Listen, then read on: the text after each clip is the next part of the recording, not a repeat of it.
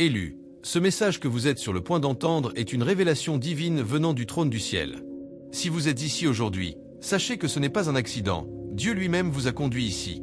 Vous n'êtes pas tombé sur ce message par hasard, le ciel a orchestré ce moment, car il y a quelque chose dans votre vie qui doit être exposé, confronté et rejeté. Dieu vous aime trop pour vous laisser rester le même. C'est pourquoi cette parole vient maintenant, avant qu'il ne soit trop tard, avant que les fissures ne s'effondrent, avant que le compromis ne devienne une malédiction. Ce message est un avertissement, un appel au réveil et une trompette divine sonnant dans l'esprit. Ce que vous êtes sur le point d'entendre vous secouera, vous convaincra et ouvrira vos yeux sur le tueur silencieux des grandes destinées. Beaucoup de gens pensent que seuls les péchés énormes apportent la destruction, mais la vérité est que le destin est le plus souvent détruit dans l'ombre, pas sous les projecteurs. Ce sont les habitudes incontrôlées, les justifications, les choses cachées avec lesquelles nous avons appris à vivre. Aujourd'hui, Dieu expose les petites portes que l'ennemi a utilisées pour y accéder. Beaucoup sont tombés non pas à cause de grands péchés, mais à cause de petits compromis. Ce ne sont pas toujours les énormes tempêtes qui coulent un navire. Parfois, c'est la fuite lente, inaperçue, ignorée et sous-estimée.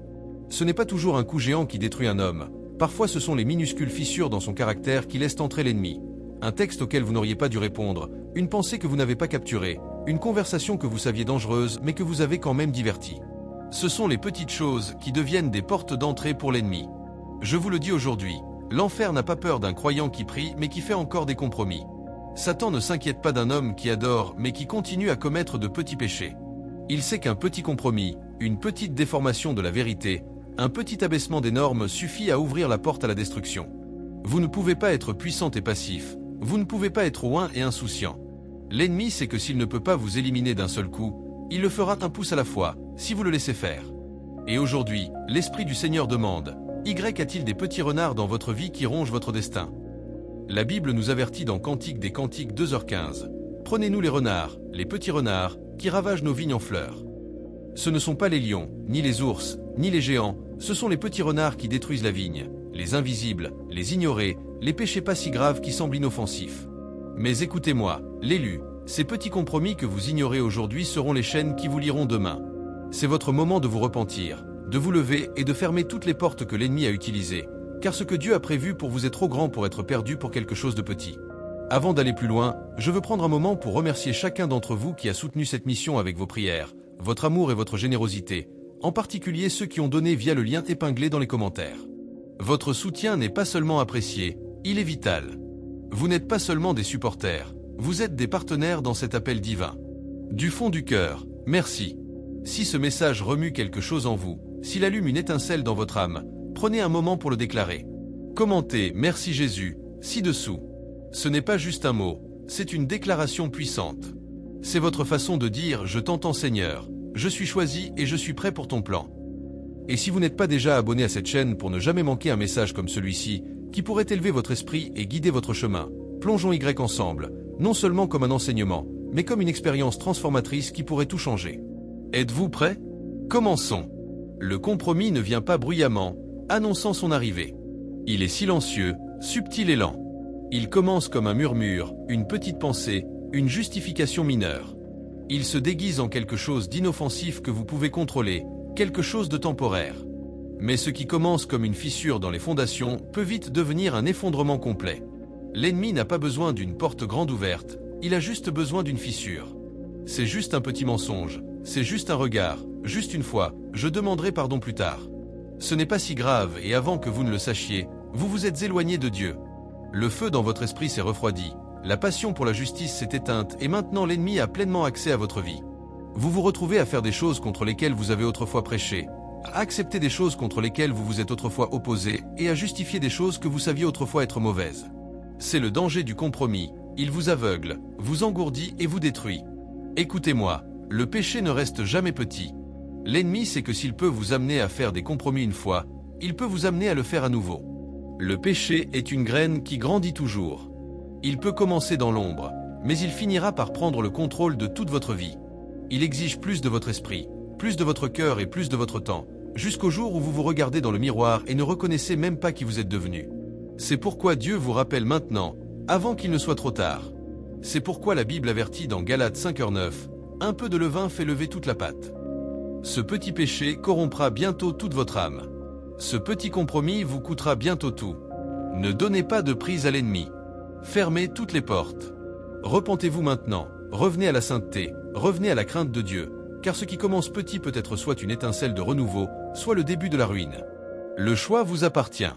Samson était un homme puissant, choisi avant sa naissance, loin d'une force surnaturelle. Aucune armée ne pouvait le vaincre, aucun ennemi ne pouvait le conquérir. Il déchira des lions à main nue et abattit des lions entiers. Seul, il était craint des hommes et fortifié par Dieu. Mais malgré toute sa force, Samson avait une faiblesse fatale, le compromis. Ce n'était pas une chute soudaine, c'était une lente descente, alimentée par l'orgueil, la désobéissance et le mépris des limites divines. Il a touché à ce qui était interdit, il a joué avec la tentation, il s'est entouré des mauvaises personnes, il s'est rapproché de ce que Dieu lui avait dit d'éviter.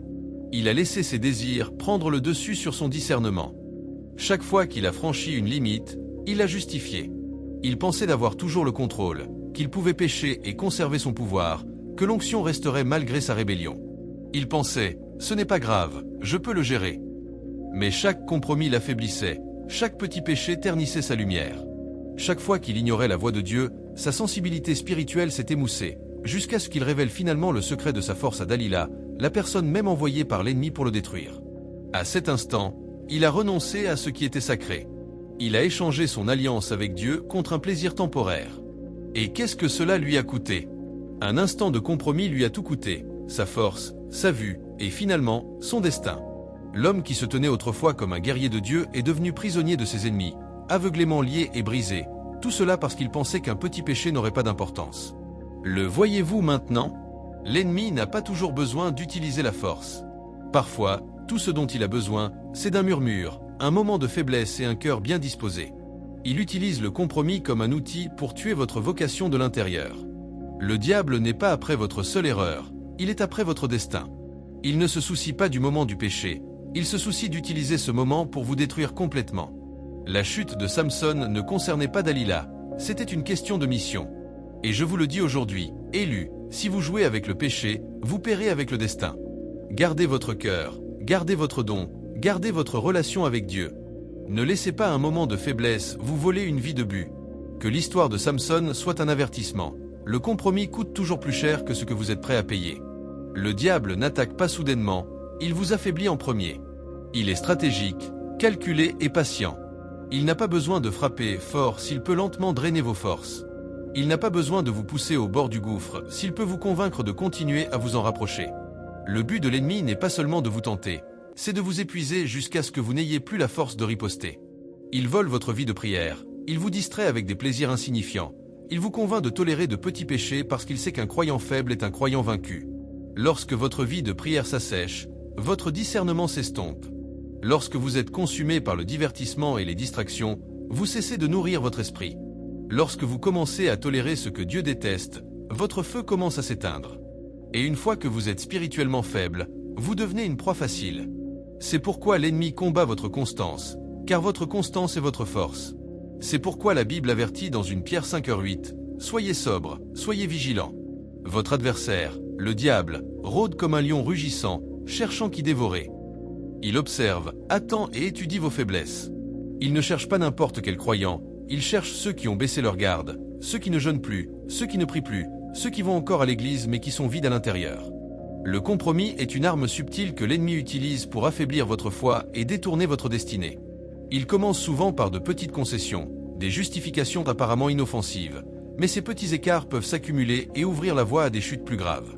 La Bible nous met en garde contre cette réalité dans une Pierre 5h8. Soyez sobre, veillez.